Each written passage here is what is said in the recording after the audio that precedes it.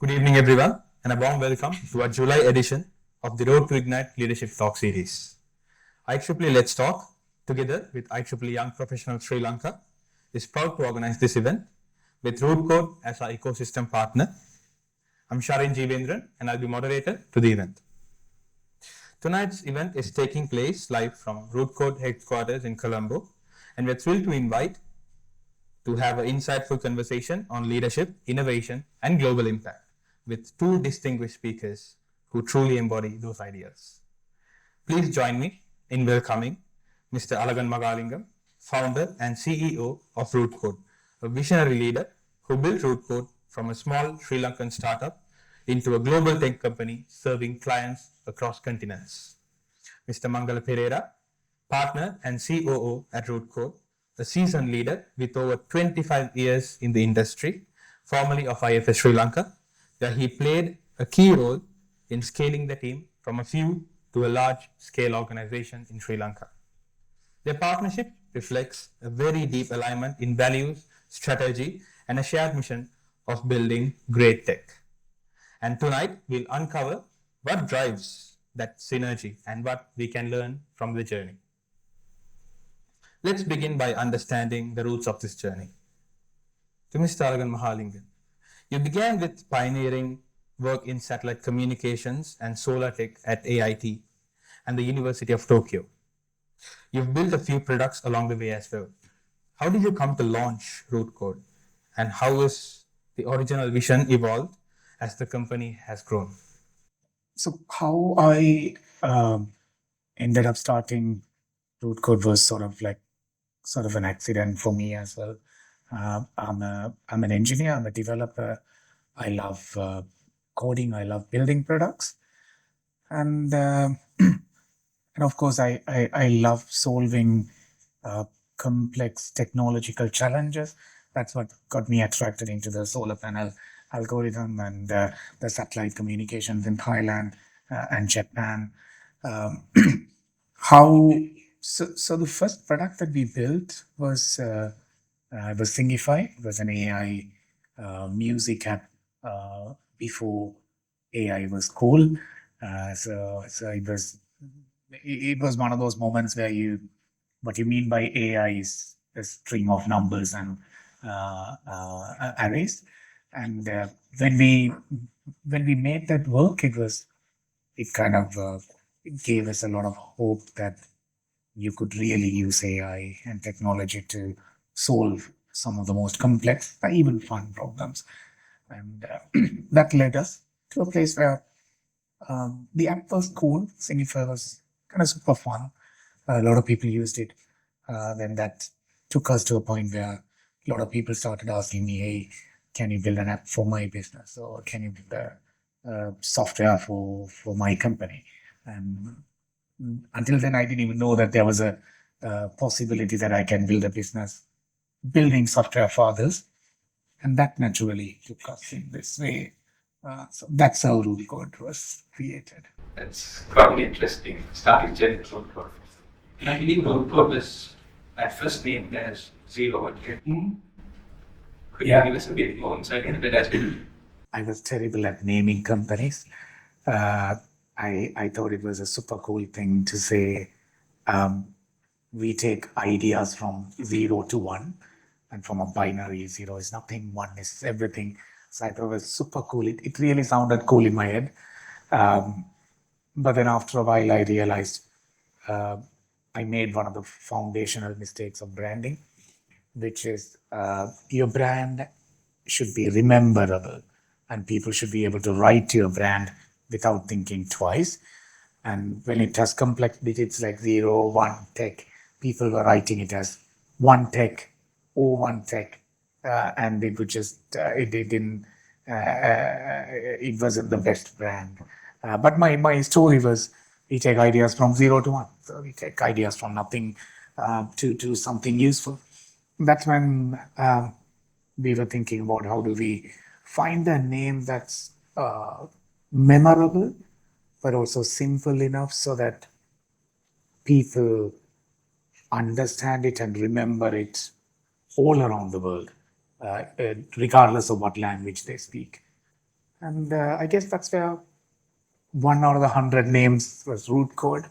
And then at some point we rebranded, and probably the best decision I've taken. Yeah, excellent. Yes, yes. Moving on to Mr. Mangala. With over 25 years of experience at a global tech giant and having scaled R&D teams exponentially, What inspired you to take on this new challenge at Root Code as partner and COO? And also, how are you channeling your scale-up experience into growth today? Well, first of all, you can call us by name. You don't have to call us Mr. Yeah. So, yeah, I think if I go back,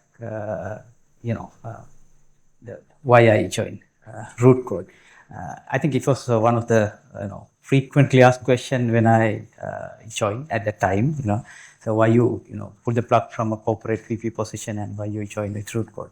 So I think most of the people know by now the story behind me and Alagan. So I met Alagan 13 years ago, and Alagan was 20, I was 40. We met in a Toastmasters club, and at that time Alagan was in the uni, and I met many people, those who want to become entrepreneurs, but Alagan was special, to be honest. And also, I think you guys know Root Code was bootstrapped from a laptop. I think credit should go to Alagan. I saw that how he has been, spending days and nights to build this organization, and to be honest, I knew in and out how things are going on, and I saw the potential of Root Code. I saw where it is going, and for many years we have been having conversations on when I should join. So it's a matter of time, and Alagan wanted me to wait until Root Code becomes scale-up organization so that I can contribute more. So that is in the sense I felt very responsible for Mangala's career, because he was a VP having a high-flying career in the top of the IT industry, right? So every time he said, I'm ready to join Machan, I felt like now I'm responsible for his career. So I waited until the right moment. Exactly. I think, at the beginning, I was like a mentor, mentee. We were like, and father, son, eventually we started to switch our hats as well. So Alagan is very good at, wearing father hat even now for me. And so that was why we were waiting. At the same time, Alagan used a very interesting metaphor. He was telling, Mangal, you have been playing your first inning too long now with one organization, scaling up from a couple of people to more than 1,000. So is it a good idea to play your second inning with Root Code? So he used the second inning metaphor many times. But to be honest, I saw the potential. It wasn't a risky decision, to be honest. One of the safest decisions and one of the best decisions I have taken. I also felt like I have done a lot of things to my previous organization. It has scaled up to a couple of thousands, and so I want to play my second inning with Root Code, and that is what I'm doing right now. And talking about your answering to your second question, what expertise I bring from scale up journey. So if you take my first 2 decades in the industry, it was about scaling up organization. So it was a big learning curve. We have done a lot of things right. At the same time, we learn lessons from doing different things differently. And looking back, I have a great respect of 3 things if you want to build scale-up organization, regardless of what's the size of the organization currently. Because some of the things that we did well to get us to the next level will not help you to go to the other level. And some of the things that we have taken easy, we might regret later on. We could have done that, better at the beginning. So there are 3 things that I experienced, and also I start to respect when you're building scale-up organization. Number 1 is the culture. You need to build that culture from the beginning. Otherwise, too late to fix it. You can't build organization with rule books, to be honest. If you want to have a rule book, then you need to write everything, then even can be, bigger than the Bible, and no one can remember. So you need to build a culture where it's easier for people to understand what is right and what is wrong. And then right people. So to find right people, there are no wrong people, to be honest, but there are misfits and those who are fitting into the culture. So organization first should be clear on what kind of culture they need to have. Then you need to find the right talents, meaning that talented people, those who are fitting into the culture. So right people, then you need to give right seat to those people. And number three, you need to have processes built on the context rather than control, So because when you scale up, otherwise you might have different silos running in, different processes, and different leaders can bring different processes which is not aligning with your organization. So it might be too late if you wait too long to build processes. At the same time, you should be able to change processes as well. It shouldn't be a religion or written on a stone. So then we need to have processes built on context, understanding why. At the same time, when the organizations are growing, you should be able to change processes. So we need to have a culture of changing processes rather than breaking processes because they are no longer meaningful. Yeah, those are the three things I learned, and that's why you see, of course, this is something that we did together. We have a beautiful culture, everyone loves it, and we have beautiful set of talented people. We call them root coders. And also we have processes, but meaningful processes, and anyone can change those processes, but we are not breaking processes. Interesting. So not playing by the book and not having a rule book, but rather creating your own culture and also bringing in people who reflect that culture, along with having your own set of ideals and not having any different ideals coming into your play where you want to build your scale-up organization. Those three things, I believe, really matters when you think of creating a scale-up organization. That's really we don't believe in rule books. We think if someone become a root coder, they are adults and they can even run a business. So then we don't have to micromanage them, and we don't have to give them a set of rule books. They are mature enough to understand what is right, what is wrong, based on the culture that we have built. That's actually great. And moving on, shifting towards leadership, particularly focusing on high growth, knowledge intensive tech environments. How do you each define effective leadership in a fast growing and a knowledge demanding tech company? Do you want to go? I can start here. So when it comes to leadership styles, there are many different ways of leading teams. To be honest, there is no just one way of leading. Same as living, there is no one way of living. You can pick and choose how you want to live. So leadership also, of course, there are obvious, wrong leaderships which might not fit into this industry, like bureaucratic leadership, and also leaders, those who want to maintain power distances, because it's easier to start with what should not be done. But apart from that, almost all good leadership styles, you might need it because it is situational, depending on the situation, depending on what kind of team that you are running, and maybe some teams might have higher risk projects. So you should be able to change your leadership style. I think situational leadership is best. But if you take this particular industry, especially, if you compare with other industries, as you also mentioned, we are changing fast, and technologies are also, changing fast. Because of that, on top of all these, right leadership styles, I think hands-on leaders are more effective, so that teams can have intellectual conversation with those leaders. In other industries, yes, you can play by your experience. You can take your hands off when you become a leader, because the same thing that you probably are doing. But in this industry, things are changing fast. If you take your hands off, you gradually will go into slippery slope of, not having the grip of what's happening. So on top of all this right leadership style, I think the hands-on leaders are more effective, because teams also they like to report to hands-on leaders so that they can have intellectual conversation, they can get right guidance, and also they can gauge the effort and all these things. Yeah, maybe I can also. Yeah. Our industry is a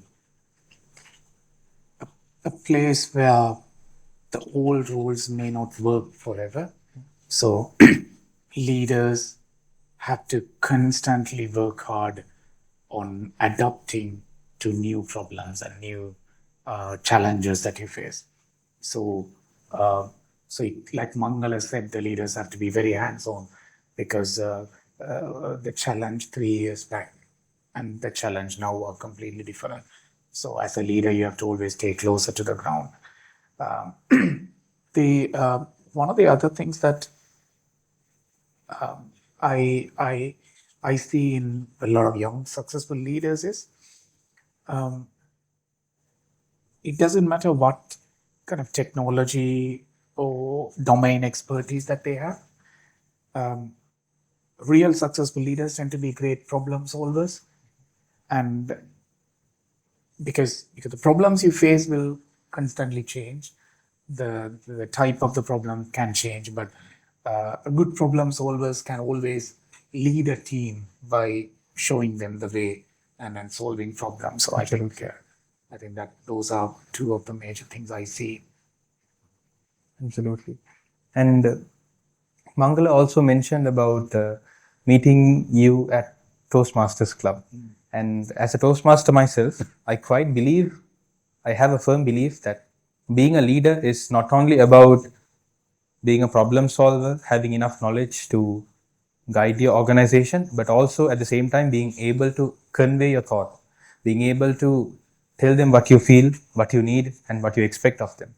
And having a public speaking skill is an important criteria in also being a leader. So how do you say that Toastmaster shapes you into becoming a leader? How does public speaking shape you into becoming a thoughtful and an outgoing speaker, and at the same time a great problem solver? You don't have to necessarily go to a place like Toastmasters to become a great leader, but a place like Toastmasters would be a very good platform if you want to become a high-level leader, where you have to influence people in bigger groups. Right? Like, for example, if you want to be a high-level leader where you have to speak to hundreds of people, or at least 100. I have seen, I'm going to give a counter example. I have seen really great leaders who are super shy public speakers. But they are fantastic leaders, because practically speaking, when you really build things, you would end up speaking to only about 10 people on a regular basis. So as long as you are a great communicator who can articulate your ideas and your vision in an effective way, you can be a great leader. Public speaking, however, comes in really handy when you grow up in the ladder. So without realizing, I was fortunate to be in a Gavel Club and join Toastmasters, and get less and less scared about speaking in front of a lot of people. The first time I got on stage, or for the first few years that I was getting on stage, I was really nervous and I was saying nonsense in front of people because I'm scared.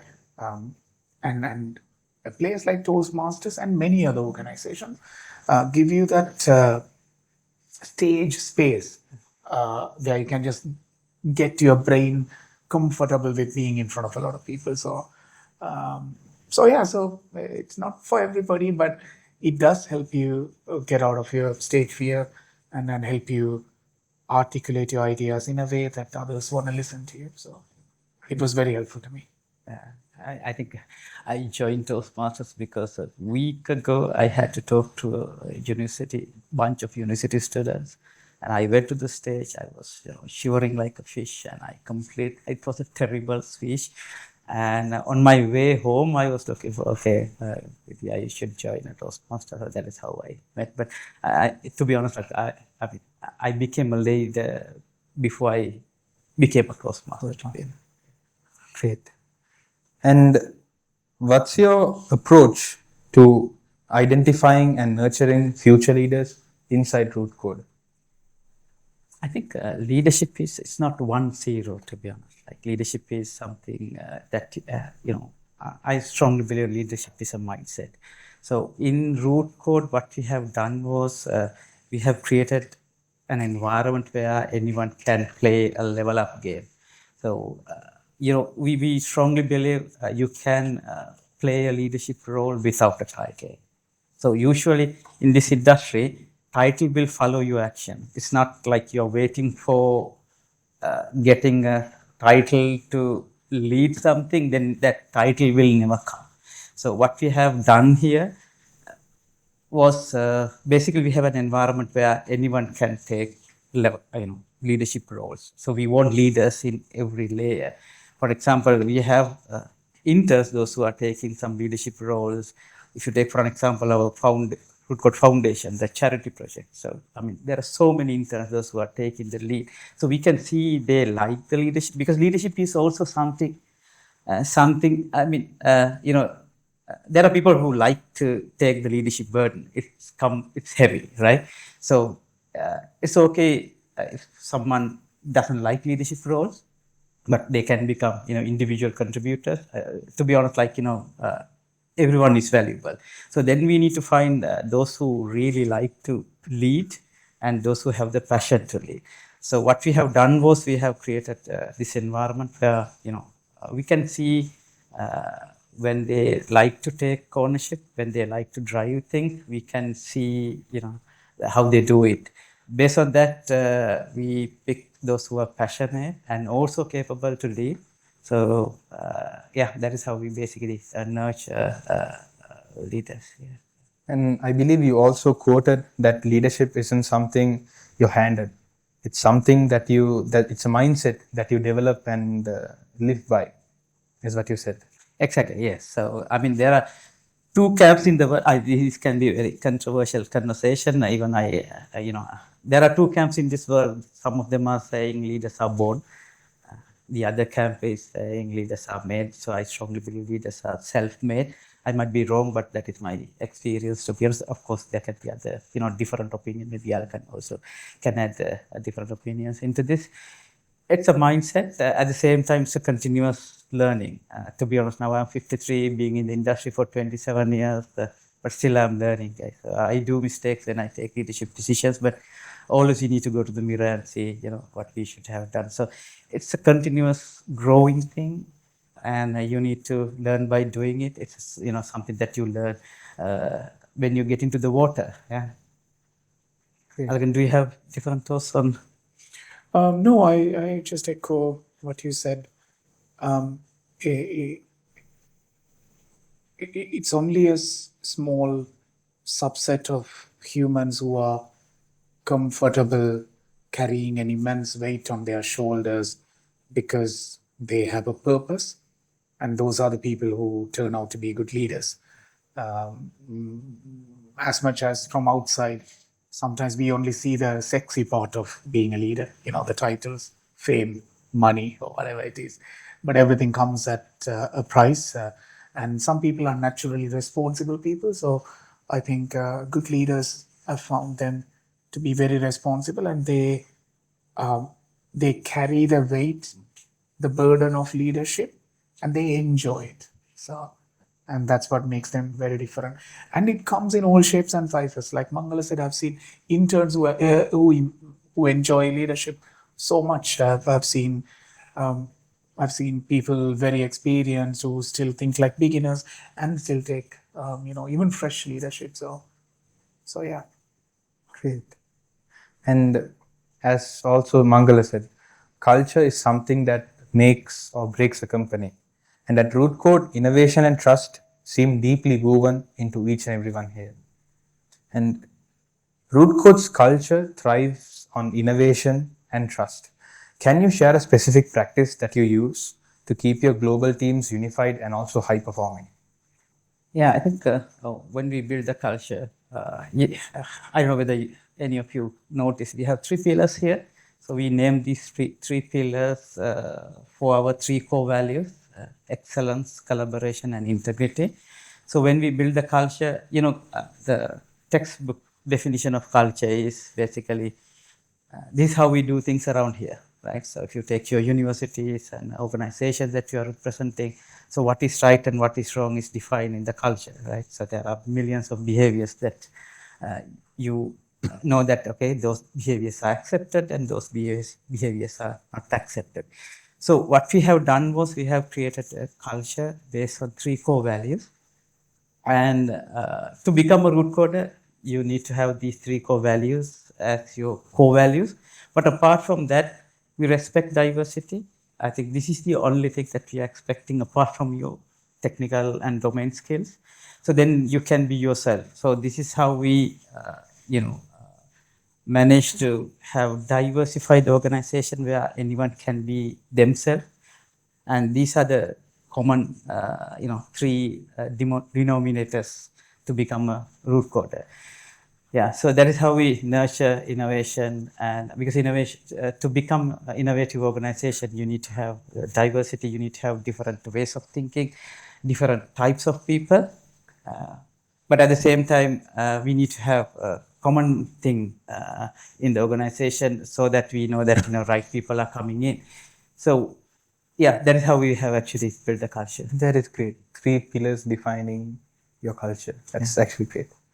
And Alagan, your work with Estonia's e-residency program hints at your global mindset. But lessons from the digital first culture have you brought back to root code? And also with initiatives like Singify, Expert Republic, Root Code AI and Studio, how do you decide which ideas are worth investing in, and how do you drive them into business, to success? Okay, so 2 questions there. Estonia and e-residency, we made Estonia our European headquarters many years back because Estonia as a nation is the most digitally advanced nation in Europe. I don't know whether you're familiar with Estonia. It's a small country right below Finland. And 100% of government digital services are online there. Like 100%. That means you can get married online. You can get divorced online. You can register a property online. You can vote online. Imagine the amount of processing time you would save as a citizen, right? I was attracted by the efficiency because if I want to run a business in Europe and I would really like it to be efficient, the last thing I want to do is go into a bureaucratic country. So that's how I got attracted to Estonia. So I became an e-resident many years back, and in the process, we have become a case study for Estonia of how a faraway business and entrepreneur can come into Estonia and build a business and make it somewhat successful. So then they asked me to take up a position as an envoy, like an ambassador. So that takes me very closer to them on promoting the e-services and e-residency. To answer to your question, what I take back from Estonia is if you can build an ecosystem that's transparent and efficient, you can do wonders on top of it. The fundamental of in the case of a government, if you can build a government and citizen services that's super digital and transparent and trustworthy, so many things will happen on top of it. Businesses to other entrepreneurs, even people like us will go into that country to build businesses. And the same way businesses can, if businesses have almost no bureaucracy, and if businesses can have the level of transparency that countries like Estonia have, or the level of access we have in Estonia, that you can do so much on top of it. So I think I've brought back the principle of efficiency and trust and transparency into root code. To answer to your second question, that is about how I choose to invest in the right places. I think it's always a probabilistic game. You will never know for sure whether something is worth investing in. We have built products that have succeeded. We have built many products that have failed, that have struggled to lift off.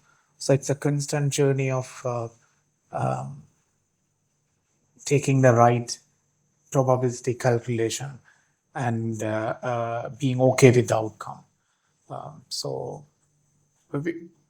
some of the things that you can do to increase your chances of winning is to understand the ground market as much as possible. Like one of our biggest victories ever is to get into AI before everybody else, and officially launching 𝒊𝒕'𝒔 and starting to do real hardcore deep learning, machine learning, larger models and all the projects. Because when AI picked up and when every business, every government realized if you use AI, you could go places, we were ready when that happened. A lot of companies were starting to scramble. Oh, looks like AI has become a big thing. How do we start doing AI? Whereas we have had a portfolio, we have already built AI to organizations that trusts us, and that readiness kind of skyrocketed us over the last few years. And you could have seen that from outside. Now we not only build AI for enterprises, we also build AI for European governments. So 3 of the European governments are root code customers, and that's something that's impossible without our ability in AI. So yeah, so some of them works out. And also now what we are doing with 𝒊𝒏𝒈. 𝒊𝒏𝒈 is one of our own products that we have built and we are improving. It's 𝒔𝒐𝒑.com. It's an open source platform to run businesses like root code. So if any of you start a business, you could just open a free account on 𝒊𝒏𝒈 and run. So you could manage your employees to e-signature, to leave management. And we are bringing project management, we are bringing invoicing, we have time logs already. So end-to-end, how do you manage a business? So this started out of our own need, where we realized there was no good single platform to do everything together, and everything was fragmented.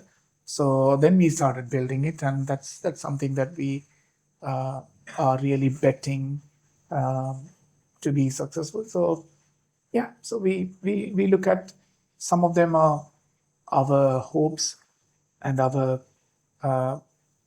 calculations into what would work in the market. Some of the products are born out of our own pain and need, and some of them are like absolute crazy belief that when I was telling people AI is gonna take over everything that we do, people didn't believe 10 years back. So some of them are that crazy beliefs that we put our head down and kept working on, that paid off. So I think it's a combination of everything. And moving on to growth and global impact, what criteria do you use when you decide to expand into a new market or double down on an existing one for that matter? So I'll tell you what we did originally and what we ended up doing eventually. At the start, business growth was more of survival. You would never, like, anybody who would come and work with us, we'll work with them. So that means it doesn't matter what country they are from. Anywhere in the world, I would go almost everywhere that I could go to. And anybody who is willing to trust us and give a project, whether it's very profitable or not, complex or not, whether I know the language or not, technology or not, we will do it. But over time, we have started to understand the power of concentration. Um, and we went in the last 10 and a half years, we went from doing smaller projects for smaller startups to working with really big enterprises, even the company that's building cars like Mercedes and Volkswagen, to government. So in that game of growing, we also realized you can't just go and sell in a market that doesn't know you, right? So then we understood that focusing on some of the regions can give you a special advantage of people trusting you and knowing you and talking about you. And that's where we ended up doubling down on the Northern Europe region, Nordics or Scandinavia, and also the North American region. Especially the Nordic region is so hard to penetrate because it has a higher barrier for entry because people operate a lot based on reputation. But when we started building the reputation in countries like Sweden, it started to work for us. When people talk about the things that we did, it became so easy to sell and bring new customers. So we doubled down for what you asked based on what regions work for us. Okay. And one interesting thing that made some of these regions suitable to us is the interesting cultural similarity. Sometimes we look at Europeans or Swedish people, for example, Scandinavians as a whole, and think they are different from us. But when you start working with them, we as Sri Lankan especially, not the countries next to us, our culture is so similar to the Scandinavian culture because we value high trust, high integrity environments. We are more loyal than any other country around us as humans. And we are generally soft-spoken. Yeah? We are generally more polite. And that's the same that goes in Scandinavia, for example, Sweden. So when you start working with them, they see through our skin. For them, it's not like, oh, they are not just like, please don't quote me anywhere. They will say they are not just like other brown people, right? Sri Lankans are different. And understanding that them realizing the real ability of us as a country, and that also makes us double down because you see a potential, you know that you are respected, you know that this particular market values what we offer because we are not the cheapest, right? If they want things much cheaper, they can go to India or Pakistan. And why are they coming here? So that speciality is also something that pushed us to double down. They also happen to value trust and transparency, Yes. as you said. 100%, yes. And to Mangala, with your experience at IFS and also Root Code, what are your lessons for managing global teams and also navigating the cultural differences as Root Code spans in Sri Lanka and Estonia and the US? And what are the unexpected or cultural hurdles emerged? And how did you overcome them? Two questions, sir. I'll first answer the first question while continuing what Alagan said. So I think in late 90s when we started the IFS operation here, when we started to work with Sweden, so we were waiting for culture shocks, culture shocks. Like when you work with different cultures, you might shock the other party or other country. And the only culture shock we had was when we realized there is no culture shock. I know that there are people, those who are maybe some of you are representing IFS, you're already working with that part of the world. So from the culture point of view, we have a lot of similarities.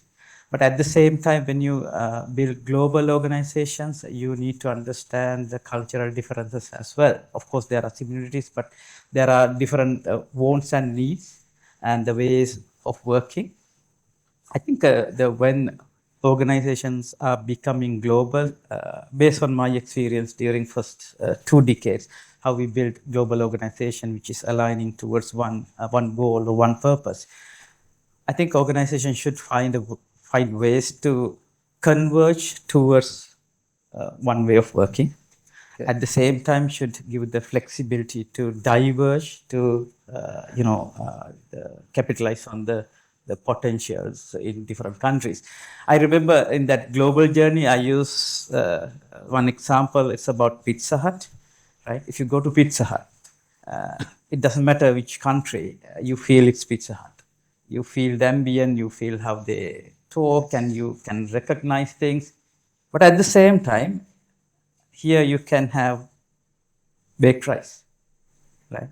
So that is how you converge towards one direction where wherever you work, you feel the identity of that organization. But at the same time, for example, like if Pizza Hut decided you can't sell rice in Sri Lanka because we are a pizza company, you can think that can affect the business, right? So the same goes when you build global organizations. You need to understand wants and needs and differences in different countries and different cultures. But at the same time, you need to work hard to align towards one direction or one way of working. And the one place that you need to be careful is, sometimes countries or companies might say it doesn't work in Sweden, it doesn't work in Sri Lanka. In these situations, you need to really carefully look into that. Is it because you don't want to change, or is it real?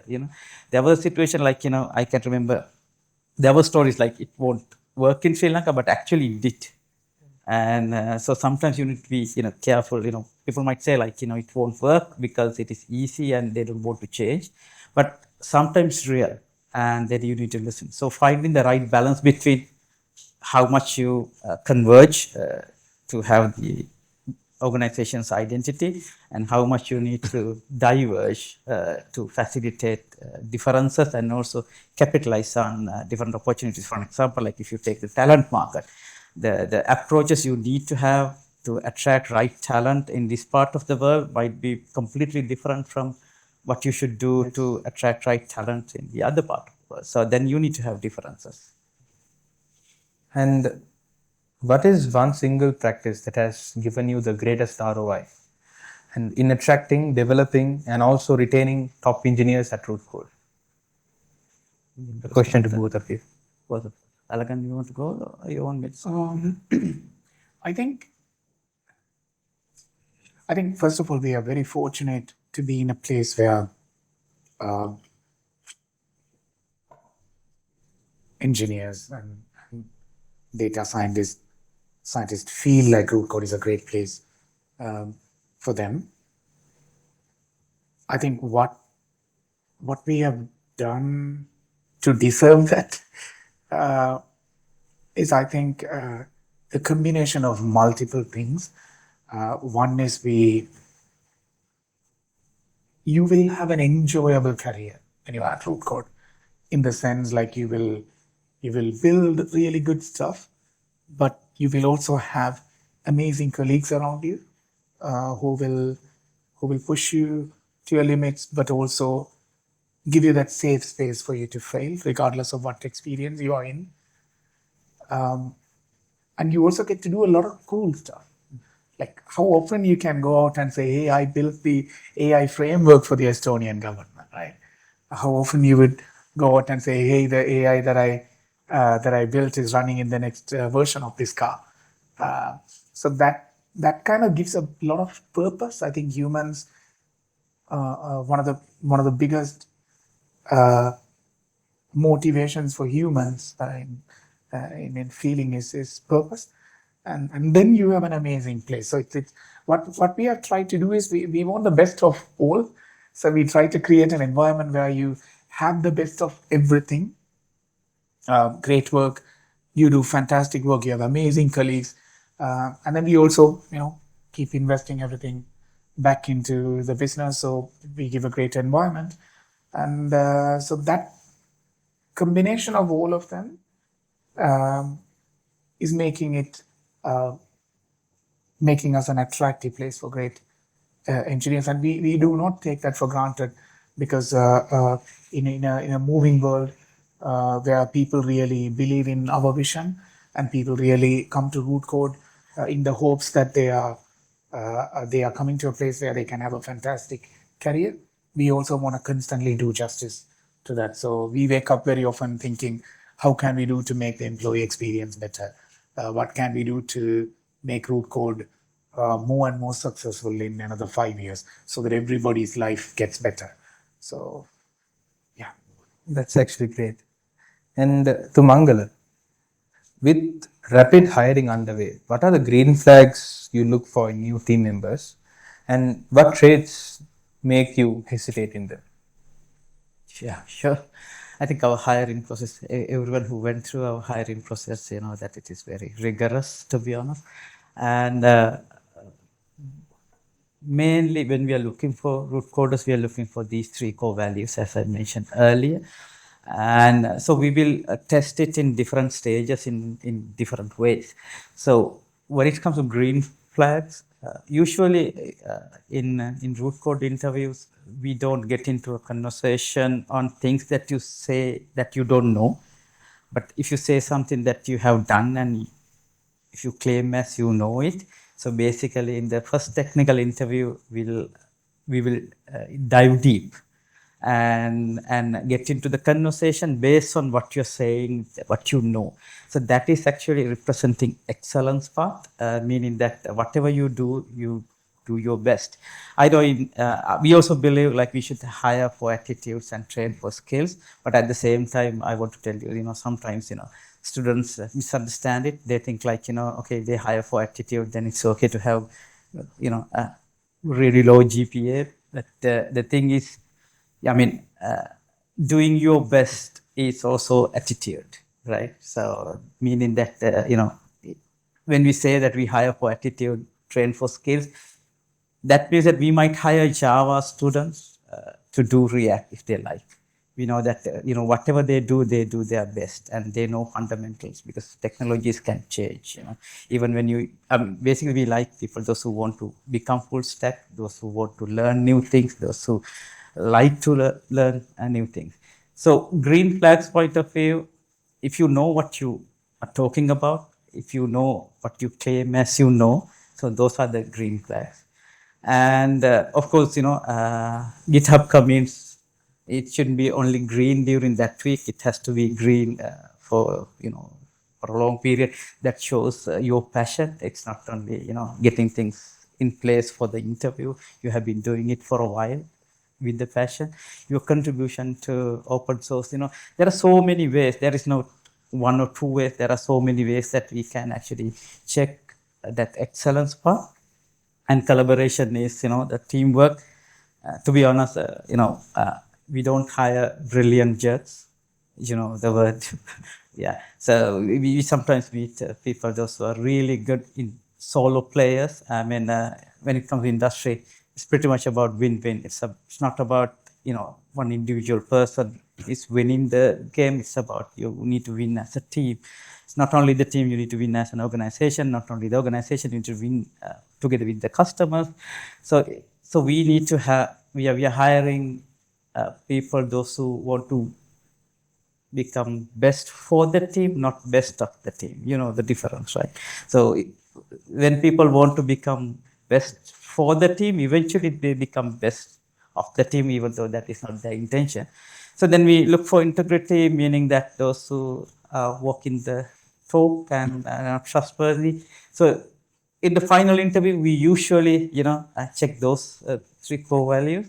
And those are the, at the same time, another red flag is we really want to hire confident people, but not confident people with the ego, those who think they are always right, because you need to be humble as well. We all learn every day and no one is perfect. So those are the red flags and green flags we usually use when we are Being flexible. Yeah. Without having your ego, I consider to be one of the most important criteria when hiring people.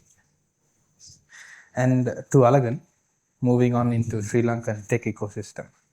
As someone passionate about Sri Lanka's top global presence, what tangible actions should universities, government, or even the private sector take to retain and build world-class talent?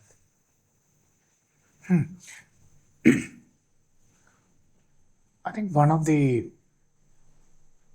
main thing that we should understand is what makes us special, because we shouldn't try to be somebody else. And what makes Sri Lanka special is something unique. We are not as big as our neighbors. We are not as close to the Western market. We compete with Ukrainian companies, South American companies. They have advantage in time zone. I think what we are really good at is to do high quality work, and which is required in a high trust, high stability, and long-term environments. Sri Lankans are naturally very good in engineering, thanks to our education system. Despite all the flaws, it has been constantly producing great logical problem solvers, and we should capitalize on that. So, in the sense, we should avoid going behind the volume businesses and trying to fight for our place in a much bigger volume game, but target and create more qualitative products. I really think Sri Lanka should produce more product companies that are really focused on the Western market, because our market is very small to build a product. But we should take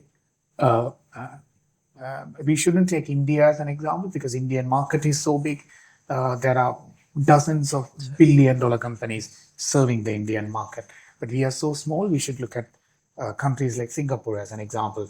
They are in a smaller space with smaller number of people, with product and also services, how they became a global powerhouse. I think that's the first identity. We need to mark our identity. Then, when we have an ambitious identity, we also will usually leave a big part of our citizens behind. And that you would realize when you step out of the city. When you are in Colombo, I think many of you are from different places. Everything is, ambitious. Everything is business oriented. But when you step out, you realize the divide from us versus the rest of Sri Lanka. So we need to have a actionable plan to reduce the divide in terms of prosperity and in terms of technology and business acumen. So that means we will have to lift the whole country with us. And we are doing the little that we can through 𝒊𝒐𝒏𝒕 Foundation. The reason we realized was,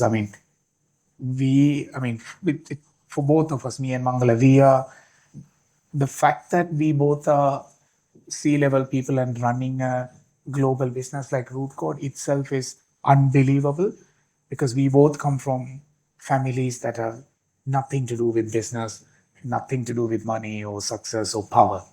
We both come from very ordinary families, and it's not normal for people from our families to run a business or build a global organization. But we are here because we got really fortunate and lucky to study tech at the right time and be surrounded by the right people who pushed us, great colleagues, great friends. But when you go out of Colombo district, you will see so many places where you will, if you are a kid in some of those schools, you will go through school and finish A-levels without even seeing a computer. And how do you compete with the world that's fully digitized? So we need to lift up. So we are doing what we can with 𝒊𝒐𝒏𝒕 Foundation, uplifting those rural schools with technology. We build computer lab. We go there every month on a weekend and we teach everybody. We spend the whole year with one school so that we are dedicated. But I think what government and private sector can do is, if we can do, anybody can do, right? And we publish our annual report transparently. You can search for 𝒊𝒐𝒏𝒕 Foundation annual report. You can see how little it costs to run a program like that. I mean, how little compared to the money an organization would make, and all it takes is the effort. That's the value. Like, I mean, we have 10, 20 root coders going there on weekends, giving up their weekends and going and teaching students. And that is something that I think we need to lift up the organization. So the whole country. So first we need to set the identity. We need to understand what we are good at and be aware of it. Then we need to reduce that divide. I mean, it's impossible to completely get rid of the divide, but if we can reduce the divide, then everybody will feel equal. Then number 3 is, I think as a country, we need to provide more stability in terms of policies, in terms of what the government would do. It's very volatile, and for us, between governments, everything changes. We do not have a long-term national policy. Like, you will have one party coming in and they want to do something, then somebody else will come and they will completely change it upside down. We need to have a long-term national policy. Whoever comes to power should stick to that. And that has to be a very long-term policy. If we don't do like a 10, 15, 20-year policy, we will not be able to get out of where we are, and we will not be able to reach our full potential. And that is also something that I wish we do at long term as well. Those are really good points, Alagan. And moving on. After building massive organizations and now leading Root Code globally, you still find time to run marathons. And how do you prioritize energy and recovery? And how has endurance sport influenced the way you lead? Not just run marathon, forcing other people to run as well. Yeah, I think to be honest, I believe life is what you create and fitness is how you're going to live it. So that is my life motto. And then there's another selfish thinking in me. I want to be great when I will be 70. So for me to become great when I turn 70, I need good at 70. I need to be great at 50. So that is why I keep pushing me to run. Yes, I usually cover 100 kilometers in total every month. But not only me, now Alagan is also running. Both of us are actually, we believe that, the same thing, like, life is what you create and fitness is how you are going to live. So that is why both of us are wearing fitness rings, and this measures basically all data, our sleep quality and, everything. Because to run a business, you need to, usually in the morning we check our readiness score to run the business every day, because we as leaders, we need to take right decision. We need to understand nuances. We need to understand in between lines when you are in meetings. So, and going back to my running things, yes. So, I mean, will that help me as a leader? I think it is the other way. So a lot of my leadership experience helped me to, run.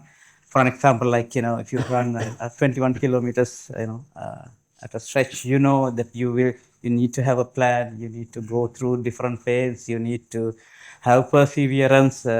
One good example was, month ago, you remember there was a storm in Colombo.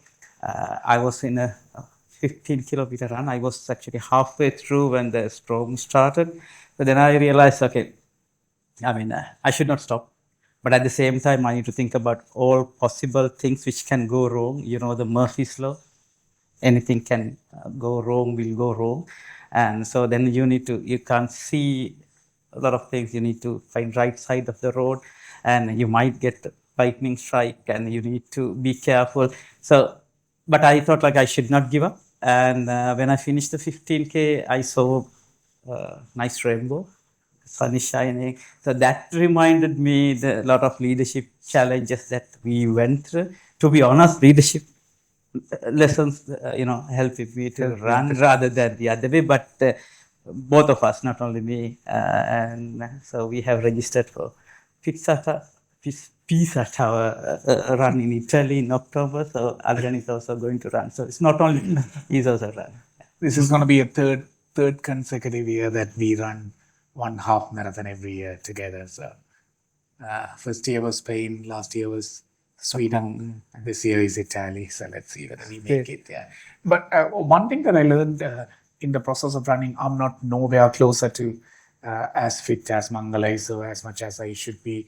I still have a lot more weight to lose before I call myself a healthy person.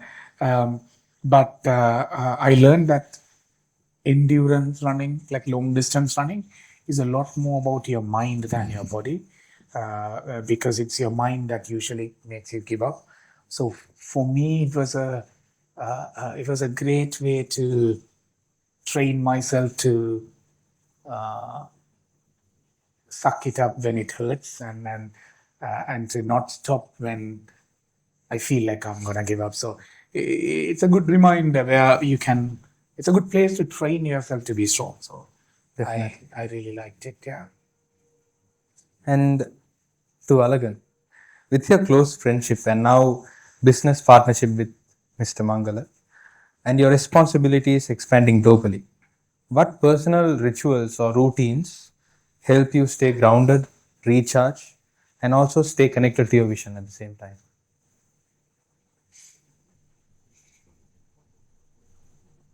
I don't know. To everybody that I work very closely with, I keep spending as much time as I can with them, in focused meetings, but also in scattered conversations where you sit and just talk about things that bothers you. And I, as a philosophy, I do not hold anything back. If I feel something, the people who work with me will know what I feel about it. So there is no barrier in between, and that also means that we have built a lot of trust, where I can tell people exactly what it is. Doesn't matter how bad the news is or how difficult it is. And I've also created an environment where people can come and like slap me when I'm doing something wrong and tell me this is wrong, and I will sit down and listen. And I'm fortunate to have great people like Mangala and many others around me, who will give me very raw, open feedback and information. So I think, and that not as a ritual, but as a lifestyle, it happens very often where people give me constant opinion and feedback, and that helps me stay grounded. Great. That's a really good answer. Thank you for insightful answers, gentlemen. And now we'd love to hear from our audience. Please raise your hand and we'll have our questions begin.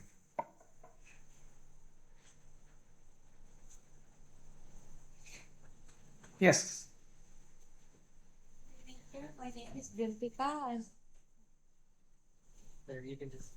Okay. Good evening, sir. My name is 𝒊𝒕'𝒔. I'm an undergraduate at NSPM. Right now, I'm following my internships also. While you were talking, I was impressed at certain points. I didn't want to interrupt you, so I saved it for the last. The question is, somehow in between, you mentioned about some failure projects that you have had, right?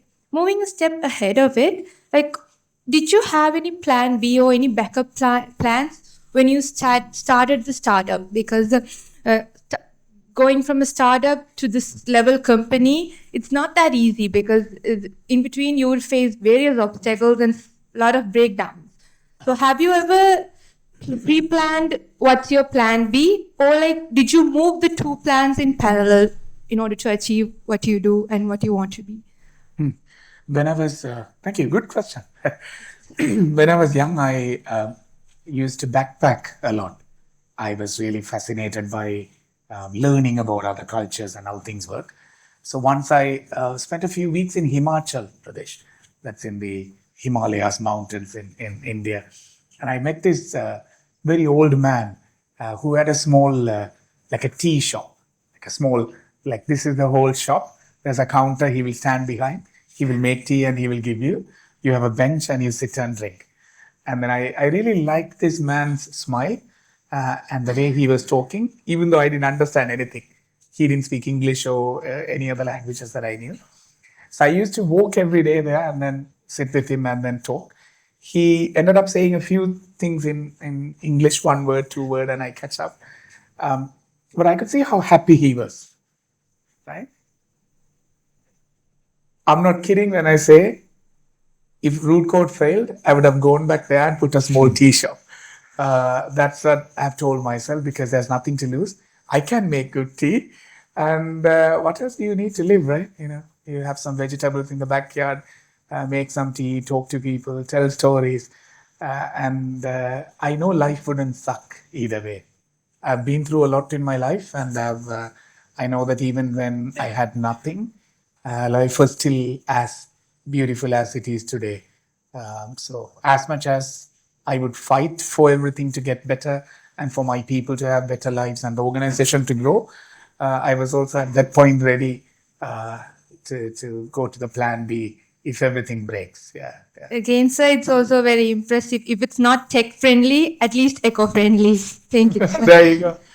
And I have about few more ideas like this. There were times where I was thinking of making in the Marine Drive to do a dosa cart. So I'll have a cart and make like egg dosa, mutton dosa, all that, and then feed people. I love cooking, so I have a lot of backup ideas.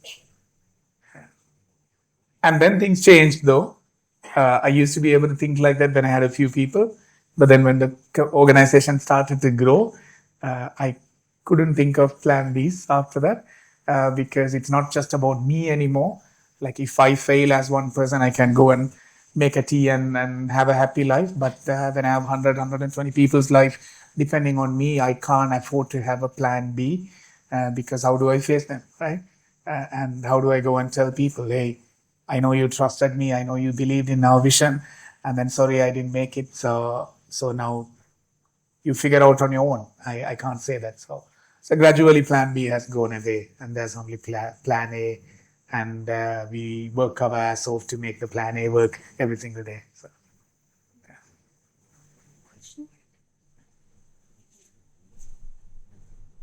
yeah.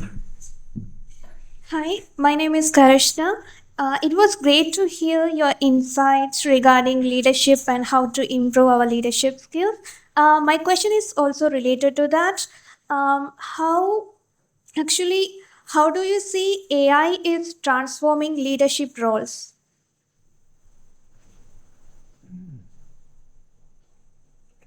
Okay, so it's a very, very nuanced question because AI has broken that barrier, especially LLMs like GPT and others, have broken the barrier for anybody who wants to become a leader to learn about the nuances of what it requires for different things.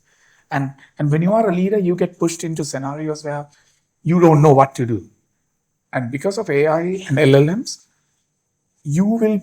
everybody has the world's best coach in their pockets. And I have seen a lot of young people really, really getting better at getting coached by using AI. And that is one thing that I could say.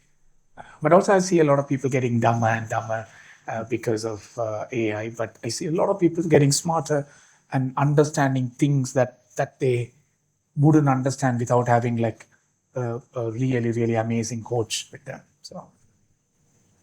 Thank you. Do you have anything much? Otherwise, No, I think you covered. Okay. Yeah. So then I have one more point. I also see that for young executives, young leaders, bigger organizations with established leadership tends to have people who are specializing in sales, product, analytics, customer focus, and all that. So if you are a young founder, you didn't have that advantage of different people. But I know a lot of young companies who train who train LLMs to understand their business case and to behave like a chief product officer or to behave like a chief sales officer. So even though you are like a single founder, you are able to build a multi-million-dollar company now because you can really leverage AI and scale yourself, which was not possible before. That's another end. So Yeah, I respectfully greeting everyone who present here. And my question is for the both the wonderful inspirations. And the first question for Mr. Alagan sir. So the question is, what's the hardest decision that you have made at Root Code, and which teach you to lead people? which teach me to? Which teach you to leading people, which teach you about leading people. Okay. First of all, Mr. Alagan sir, Yeah. the top and bottom needed told me Alagan, yeah. Okay, what's the hardest decision I've Yeah. taken? As a CEO. Oh my God, okay. So many hard decisions. I think the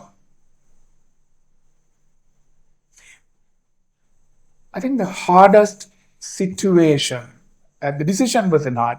Decision was a bit easy, but the hardest situation, the hardest pressure that I've been under was in 2020.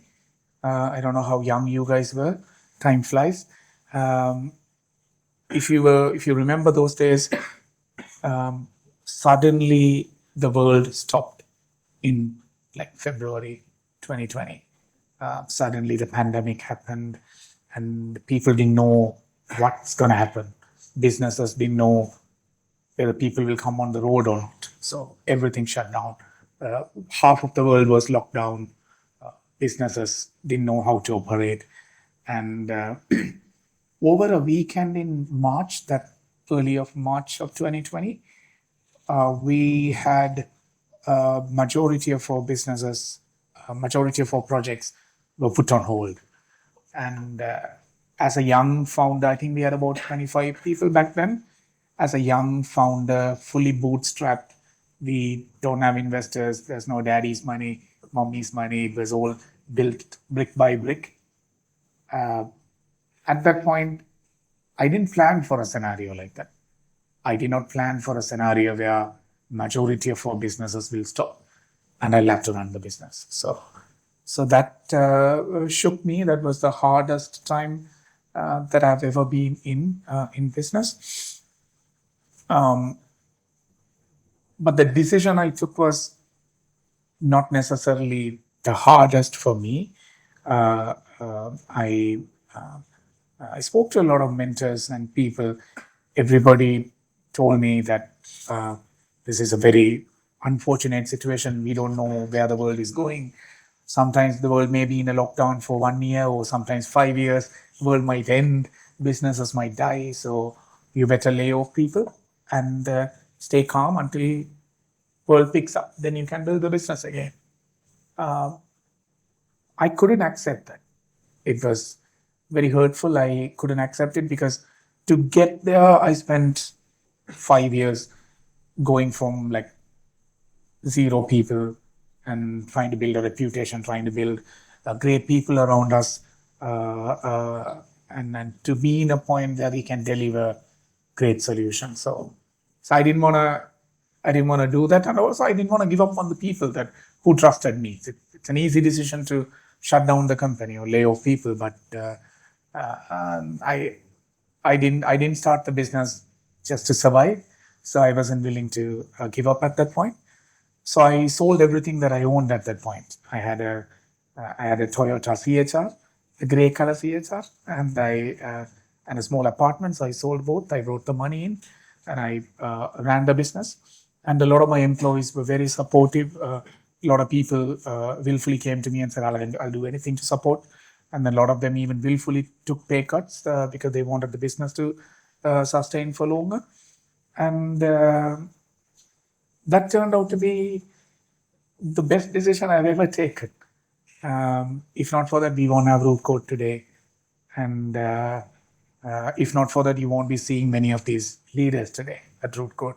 many of them survived through that, stood by us and stayed loyal, and we built this together. And I also went back and bought a grey CHR again. And I still drive the Toyota CHR just to remind myself that I need to be a more careful CEO financially. And that taught me a lot. Looking back, I am the only one to blame. There was nothing else. Looking back, the only takeaway for me is I was terrible at financial planning. I was overambitious. Rightfully so, when you're building a business, you're partly delusional. So I didn't plan well. So I was a terrible CEO. So then I worked hard to become a better CEO. And that's why here we are. That was great, If sir. I And add a little bit. He went through that whole journey. I used to sit down and drink with him. If you listen to Alagan's answer, literally you can learn a lot. But at the same time, if you understand the nuances in Alagan's answer, you notice that he struggled at the beginning to find a difficult decision. The reason was that's why Alagan eventually converted to it was a difficult situation, but I did the right decision. It was, if you understand that nuance, because I meet a lot of young people, those who want to become entrepreneurs. When they say that I want to become an entrepreneur, I ask the same question when I met Alagan 20 years ago as well. Sometimes I meet young people, those who want to become entrepreneurs to earn money and retire early, or want to become my own boss, then I can wake up at any time. So I think if you want to become a successful entrepreneur, responsible entrepreneur, I think you need to have a bigger purpose behind that rather than short-term gain. You might have sleepless nights. You might, sell everything you have rather than, having money. You might lose money. And the nuances in Alagan's answers, as a leader, you shouldn't complain about I compromise this and that and that and that to do the right thing. When you do the right thing, you know that decision is easy, but of course, the situation is difficult. So that is another takeaway from Alagan's answer, because if any of you want to become an entrepreneur, keep a bigger purpose, because for you need to have a reason to have those sleepless nights and, having nightmares and waking up and sometimes working 24/7 to build things onto the right track. Yeah. yes, sir. And one more question towards Mr. The CEO of Fruit Code, the Mangala. And my question is kind of hypothetical. Like, if you were in our age again, like 22 or 23 years old, so what would you do differently to enter to the industry? I think if I look back, to be honest, what you learn, you have to learn by doing it. I think even if I go back to your age, to be honest, all the experience I got it through, while facing it, being in the water. I think, to be honest, I might not do anything differently. But of course, I had a dream to become an entrepreneur when I was at your age, but I had, many more commitments. That's why I didn't become an entrepreneur at that time. There are two times to become an entrepreneur: when you are young or when you are old, like this. Yeah. So to be honest, if I try to be very honest, I really enjoyed my journey and the learning I had. Even though it is hypothetical, I would like to do the same thing. Probably I might use my experiences. Based on those experiences, I might have taken different decisions. But once again, even though I take different decisions, it will be another timeline, right? So the leadership lesson I learned so far was it's never ending, and there is no finish line. Even if I go back to your age with all these experiences, I'm pretty sure that I will mess up here and there. So yeah, I don't think that I would do anything differently. I will have the same life, but probably in a different way. Yeah. Yeah, okay. Thank you. Thank you very much, sir. Pleasure to interact with you both. Thank you.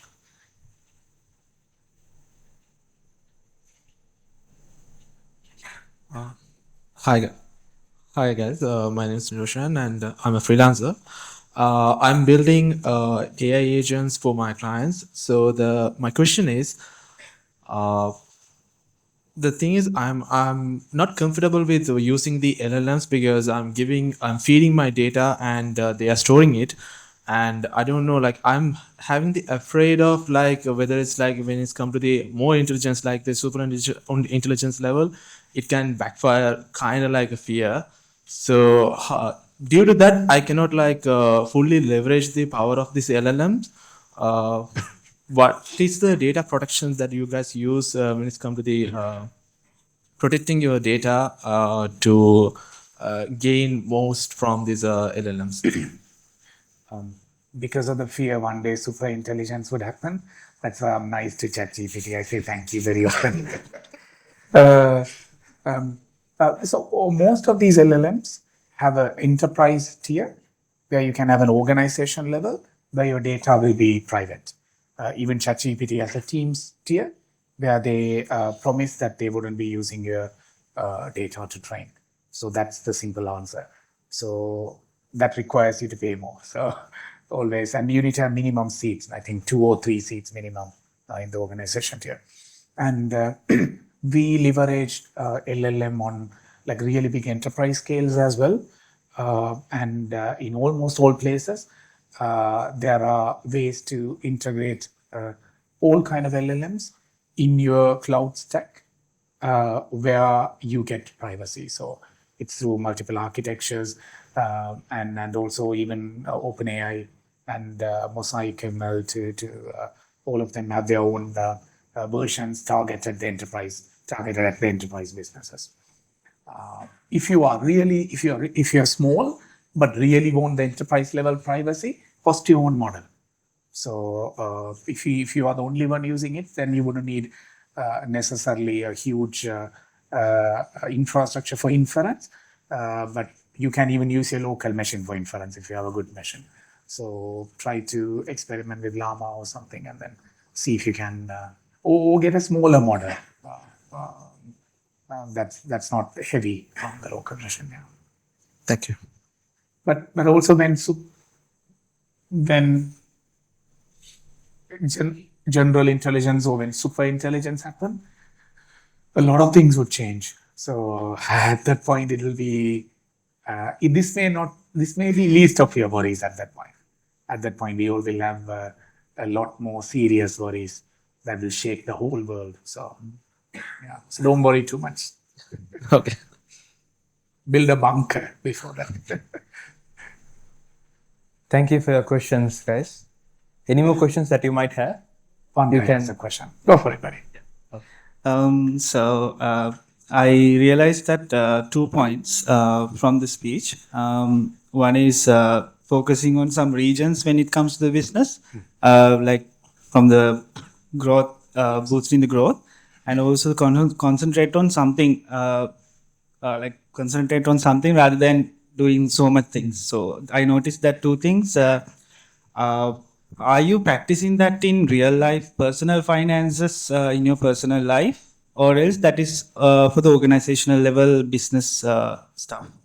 Can you tell a bit more about in what angle you're thinking from a personal finance? Yeah. So when it comes to like people who works in IT industry, so they do stock market things and unit trusts, and some real estate investments. Yeah.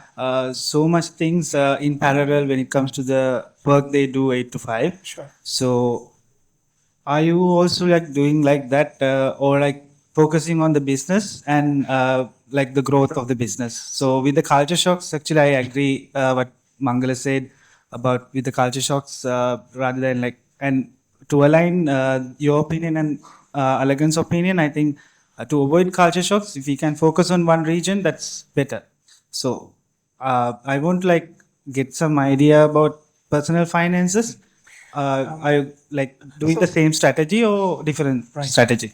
Just to set the record straight, it's not the culture shock that makes us focus on particular regions.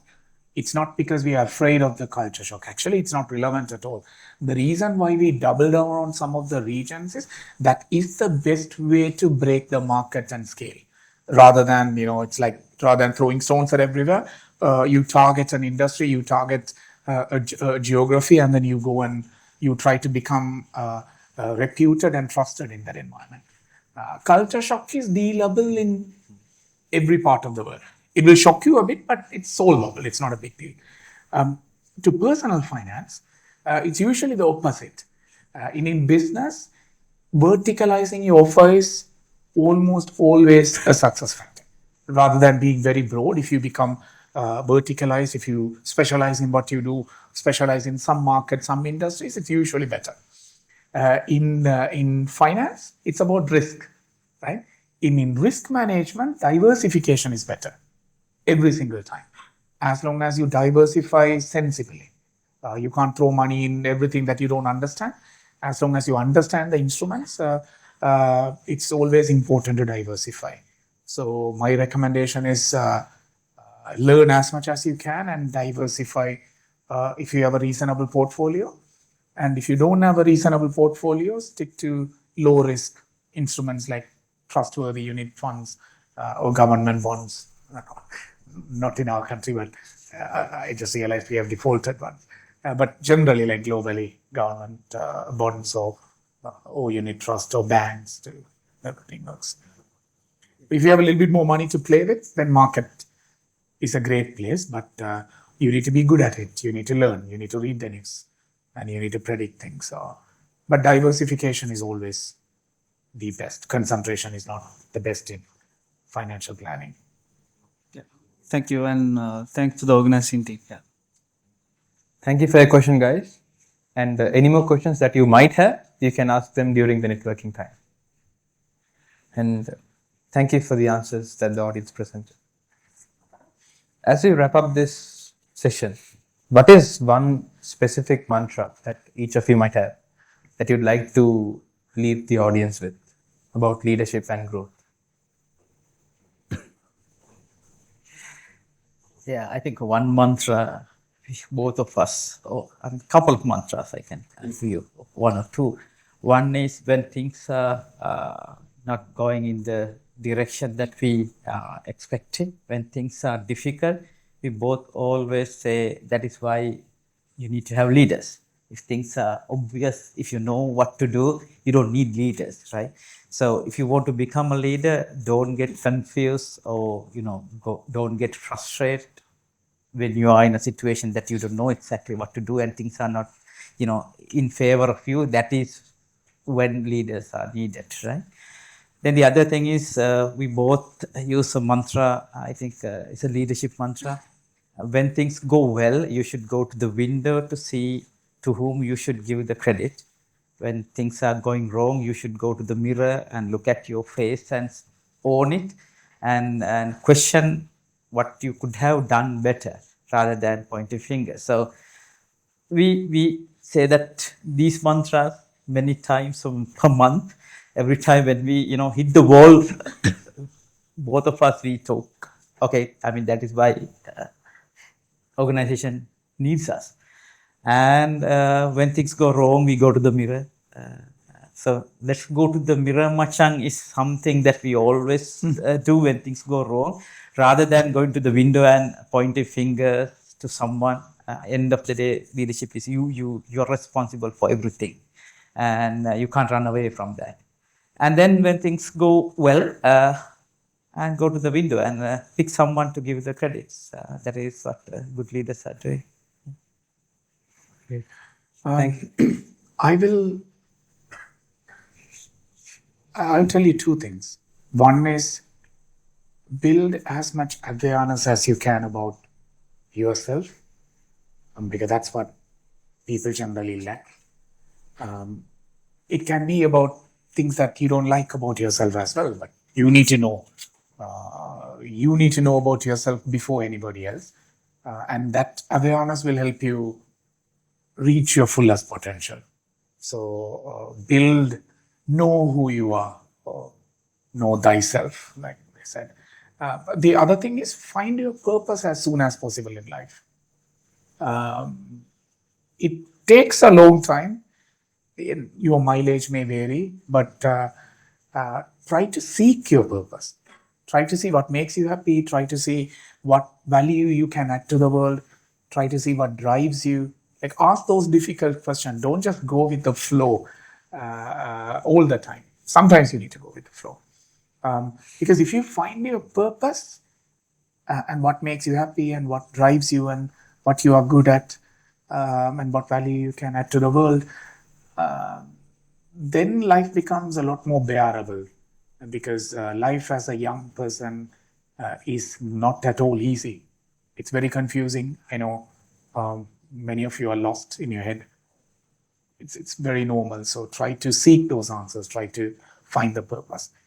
And the third point is try to surround yourself with people whom you admire. Because you generally become the average of the people around you, whether you like it or not. So stop hanging out with losers. Hang out with people that you really admire and respect, and that will naturally drive you in whatever the area you want to grow in. That's all, I guess. Yeah. Everything else, just play it by the ear. Don't get too disappointed with life. Keep pushing. You will fail. You are supposed to fail, especially when you do difficult things. It shouldn't be easy, right? If it's easy, everybody would do it, right? There are certain things that are difficult. And if you want to be a leader, of course, it's one of the most difficult journeys a young man or a woman can undertake. So be okay with that and keep pushing. Definitely. Thank you so much, Mr. Alagan and Mangala, for sharing such thoughtful reflections and insightful ideas. As we draw this evening to a close, we would like to take a moment to express our sincere gratitude to our esteemed speakers. To formally recognize their time, insights, and invaluable contribution to tonight's session, we will now present the token of appreciation. I would like to have Chairperson of IEEE Let's Talk, Sandhini Ranawakar, to present the token of appreciation to Alagan Mahalingam, Founder and CEO of 𝒊𝒕'𝒔.